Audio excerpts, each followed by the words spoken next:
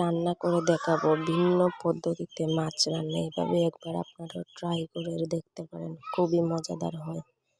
আমাদের পুকুরের থেকে মারা মাছ, একদম বড় বড় মাছ, এগুলো একদম যেমন আছে তেমনভাবে রান্না করেছে। এবং টাকা ডাল দিয়ে কিভাবে খুব সহজে বেসন তৈরি করে ফেলবেন একদম মিহিভাবে, সেটাও দেখাবো। ডালকে ধুয়ে শুকিয়ে নিয়েছিলাম, এখন দিয়ে দিলাম ব্লেন্ডারে। একদম শুকনা এগুলো হতে হবে। ব্লেন্ডারে দিয়ে দেওয়ার পর একদম মিক্সড করে নিব। ব্লেন্ডারটা ঢাকনা লাগিয়ে বন্ধ করে ফেলবো। তারপর দেখেন একদম মিহি পারফেক্ট বেসন তৈরি হয়ে গেছে। যার ঘরে বেসন না থাকবে, হুটহাট করে প্রয়োজন হলে আপনারা ডাল দিয়ে এইভাবে বেসনটা তৈরি করে নিতে পারেন। একদম কিন্তু পারফেক্ট হয়। এটা আমি রমজানে করেছিলাম, দেওয়া হয় নাই বলে এখন দিলাম। আর এদিকে দেখেন আর মাছগুলো কত বড় বড়, একদম ফ্রেশ পুকুর থেকে মারা মাছ। আমি সবগুলো মাছকে নিয়ে নিলাম, তারপর দিয়ে দিব মাছগুলোকে হালকা ভাজার জন্য হলুদ, মরিচ, সামান্য লবণ দিয়ে মাছগুলোকে ভেজে নিব। তখন তেল গরম হয়ে যাওয়ার পর মাছগুলোকে দিয়ে দিলাম। মাছগুলো করে সব ভেজে নিব।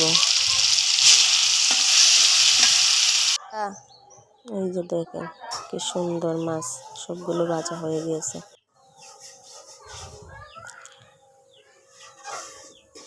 মাছগুলো কি সুন্দর কালার আছে। তারপর আমি তেল গরম হওয়ার পর দিয়ে দিলাম পেঁয়াজ এবং রসুন বাটা দিয়ে দিলাম।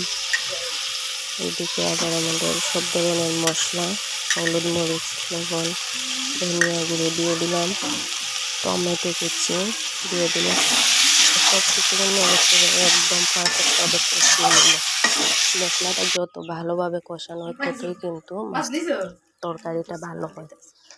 এদিকে মাছগুলো ভেঙে যাবে বলে তার ভিতরে পরিমাণ মতো পানি দিয়ে জাল করে নিয়েছিলাম। পানিগুলো যখন পারফেক্টভাবে ফুটে যাবে তখন দিয়ে দিলাম এক এক করে সবগুলো মাছ।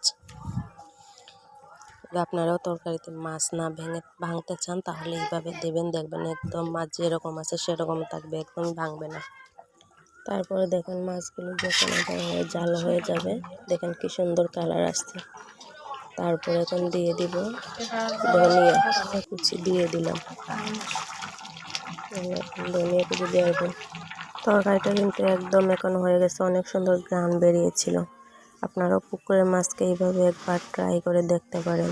যাদের মাছ খেতে পছন্দ না তারাও কিন্তু খেতে পারবে, অনেক মজা হয়। রান্নাটা করার পর থেকে কিন্তু সবার কাছে প্রশংসার পাত্র হয়ে গিয়েছিলাম, প্রশংসা করেছিল।